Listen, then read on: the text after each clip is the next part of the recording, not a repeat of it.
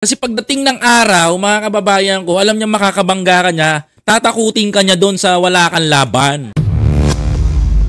Paano? Nung panahon nung kampanya, pagkatapos ng kampay, pagkatapos manalo ni Pangulong Bongbong Marcos, nag-apply ka agad, nag-file ng PDS eh. Gusto maging Solicitor General.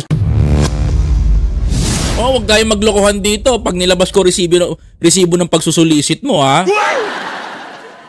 Hindi, promise mga kababayan. Si ano yan? Magaling talaga tong bumanat ng ganito. Kaya pagkausap mo yan, tandaan mo, recorded lahat yan. Lahat yan nire-record niya. Kasi pagdating ng araw, mga kababayan ko, alam niya makakabangga ka niya, tatakutin ka niya doon sa wala kang laban. Diba? Walang takot tong babae na to.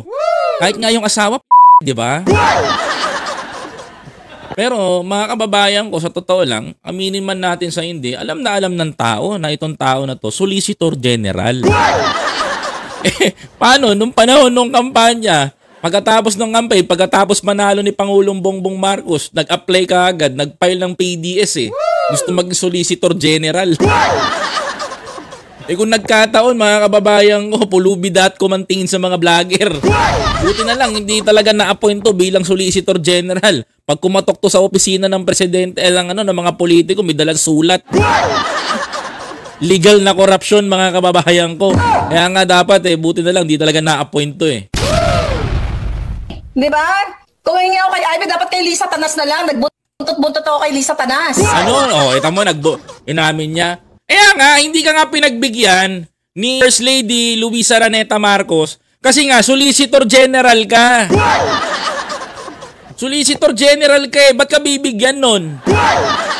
Kung binigyan ka nga ng pagkakataon, hoy, wag nga tayong maglokohan dito. Aminin natin, nagkaroon ng meeting sa bahay sa San Juan, di ba?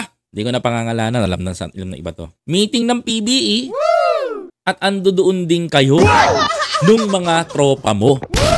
Nung okay pa kayo ha, pinagplanuhan na. Alam naman namin. Kaya nga, nag-graceful exit na nga ako. Alam naman namin na humihirit ka kay Senator Amy. Kaso nga lang, hindi ka mapagbigyan kasi marami kang demand.